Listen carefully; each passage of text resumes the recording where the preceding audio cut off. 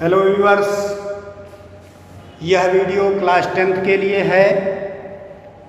पिछले टर्म पर आपने देखा था रुधिर परिसंचरण, हृदय आदि नाड़ी गति और ब्लड प्रेशर बनाने के बाद ब्लड सर्कुलेटरी सिस्टम समाप्त हुआ था।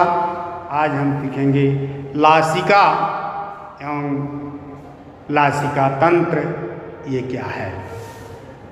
तो हेडिंग पड़ा है लासिका और दूसरा है रुधिर, ब्लड।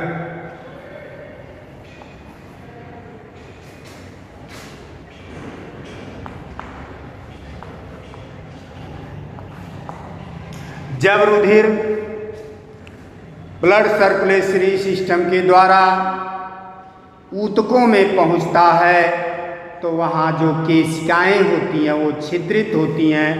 उनसे छन करके रुधिर का अधिकांश भाग ऊतकों में चला जाता है।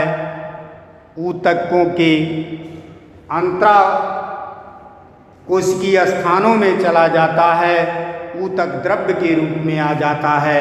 इसी को हम लासिका कहते हैं। लासिका क्या है? ऊतकों में उपस्थित रुधिर का क्षनित भाग लासिका कहलाता है। इस लासिका में जो है WBC नहीं होते, WBC नहीं पाए जाते। इस लासिका में WBC नहीं पाए जाते हैं, बल्कि उत्सर्जी पदार्थ अधिक होते हैं। इनका रंग रंगहीन होते हैं और अंतर आप देख सकते हैं कि लासिका में WBC नहीं पाए जाते, रुधिर में WBC पाए जाते हैं। इसमें उत्सर्जी पदार्थ अधिक होते हैं, इसमें उत्सर्जी पदार्थ कम होते हैं। इसमें यह रंगहीन होता है, यह लाल रंग का होता है। यह रुधिर और लासिका में पाए जाते हैं। इसमें CO2 अधिक होता है और इसमें O2 अधिक होता है। इस तरह से लासिका और रुधिर में आप अंतर लिख सकते हैं। लासिका में पाए जाने वाले सभी लवण, शर्करा, एमिनो अम्ल, बसी अम्ल, विटामिन, ऑक्सीजन आदि गैसें हमारे पूरे शरीर में कई जगहों पर लासिका ग्रंथियों में एकत्रित होती रहती हैं। अर्थात जो भी ये क्षनिक है, पुनः रुधिर में मिलाने के लिए कई जगह पर ऐसे छोटे छोटे लासिका ग्रंथियों में एकत्र होते हैं। फिर ये लासिका वाहिनियों द्वारा एकत्र करके फिर जो है रुधिर में मिला दिया जाता है। कहाँ मिला दिया जाता है? हिपैटिक पोर्टल वेन में या कृत निवाहिका शिरा में छोड़ दिया जाता है। अब देखते हैं लासिका के कार्य। लासिका के निम्न कार्य हैं। नंबर 1, कोशिकाओं में पोषक पदार्थों, गैसों, हार्मोन आदि को पहुंचाने के लिए माध्यम का कार्य करते हैं।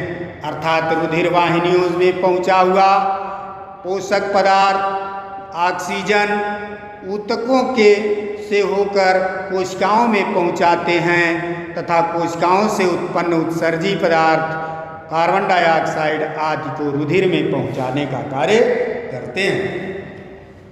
दूसरा, छोटी आंत से अवशोषित वसा और वसीय पदार्थों को यह रुधिर में मिलाने का कार्य करते हैं।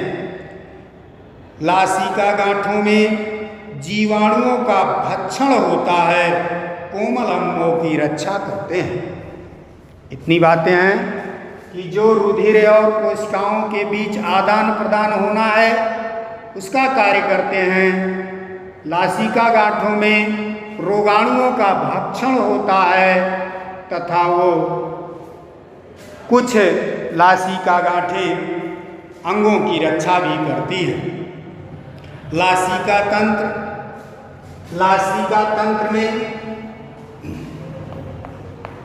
दो भाग होते हैं, लसिका गांठें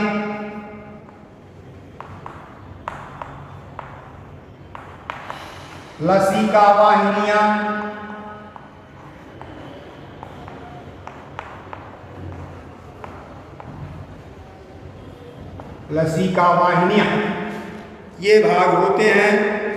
और फिर उसके बाद यह टॉन्सिल थाइमस भी लिम्फोसाइट्स का निर्माण करते हैं। लासिका वाहिनियों के जुड़ने से छोटी छोटी गांठें जो बन जाती हैं उन्हें लासिका ग्रंथियां कहते हैं।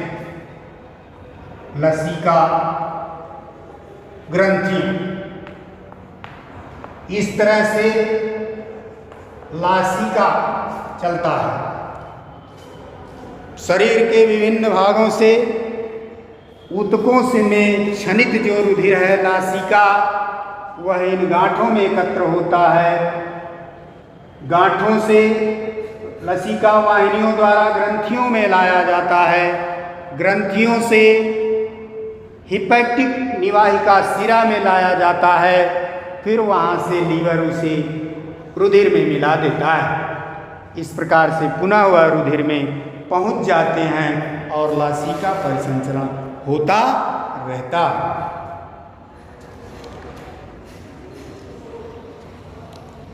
रक्त दाब का मापन बच्चों याद कर लो, इस स्फैग्मोमोनोमीटर से किया जाता है, जो डॉक्टर हाथ की कलाई पर पट्टी की तरह बांध करके और जो है सोचता है।